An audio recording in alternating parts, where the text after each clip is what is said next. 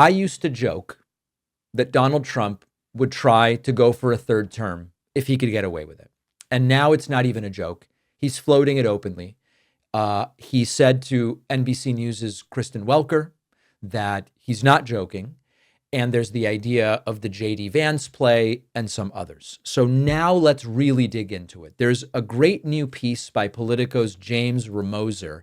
I recommend you read the whole thing. We are linking to it. And he outlines 4 ways that could be tried to stay in power beyond 2028. Now, if you're sitting there thinking, David, hold on a second, sir, the Constitution says you can't do that. You are, of course, correct. The 22nd Amendment to the Constitution very clearly says no person shall be elected to the office of the president more than twice. Person elected more than twice. Very clear. But Trump doesn't care about the rules. He never has.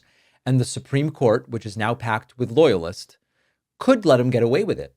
Or to put it a different way, who is physically going to stop him? So let's go through the different ways that he could attempt this, and then I'll tell you the problems with each of these methods. So number 1 is he runs as vice president in 2028.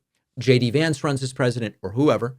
That ticket wins, Trump's VP, and then the president resigns on day 1, and Trump can step back in. Another path would be just running again and saying, stop me. Ultimately, it would be up to cases appealed all the way to the Supreme Court, and the Supreme Court saying, no, you can't do this. Do we believe the Supreme Court would say, no, you can't do this? Some say yes, some say no. It's got 3 Trump loyalists on there. Path number 3 would be to create a movement to repeal the 22nd Amendment. The 22nd Amendment is what places that 2-term limit on Trump. And then 4th, Trump could simply physically refuse to leave. That's it, right? Now, of course, that puts an end to the democratic experiment of the United States of America. This is not about whether Trump can get a 3rd term. This is about whether anybody will physically stop him from trying or from doing it. Now, let me tell you the problems with each of these 4 ideas. Number 1, repeal the 22nd Amendment. 22nd Amendment is the roadblock. You get rid of it, solves the problem.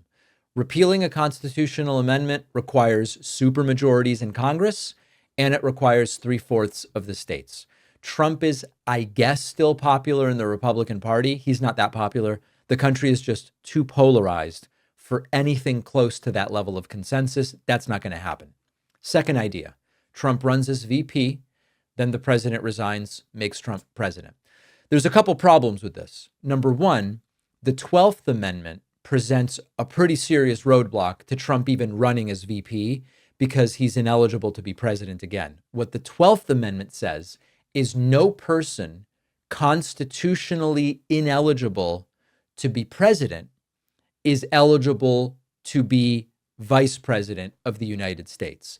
That ineligibility to the presidency under the 22nd would disqualify him from being VP under the 12th. Now, what could the Trump people argue?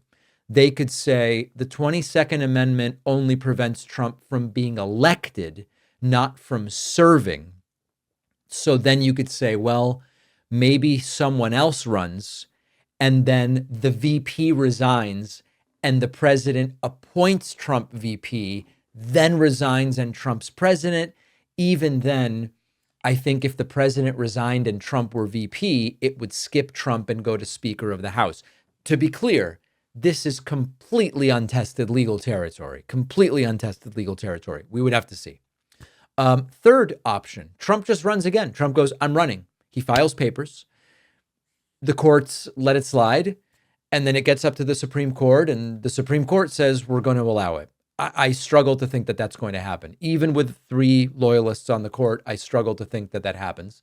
And then finally, there's the I will refuse to leave idea, which is Trump just says, okay, I didn't run. Someone else won. I'm just not leaving. I'm here. I'm chaining myself to the Diet Coke button in the Oval Office, and I'm not going to leave. Okay. I mean, will the military, Congress, courts, and Secret Service all let it happen? I want to say no. I know some people might write in and go, David, you're being naive. Of course, the military, Congress, the courts, and Secret Service all would let it happen. I don't think so.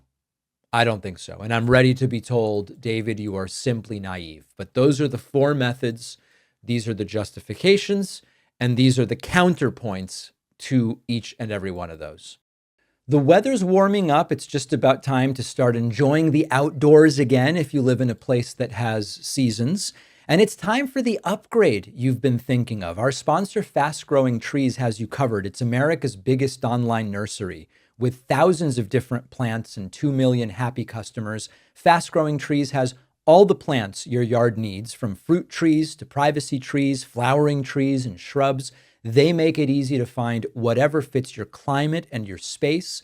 Everything's delivered directly to your door in just a few days. You'll get support from trained plant experts on call to help you plan your landscape, choose the right plants, and care for them. I have some beautiful white hydrangeas on the way from Fast Growing Trees right now. They are going to look great. Really looking forward to having them. And right now they have some amazing deals at fastgrowingtrees.com, including up to half off, and my audience gets an additional 15% off when you use the code PACMAN. The link is in the description.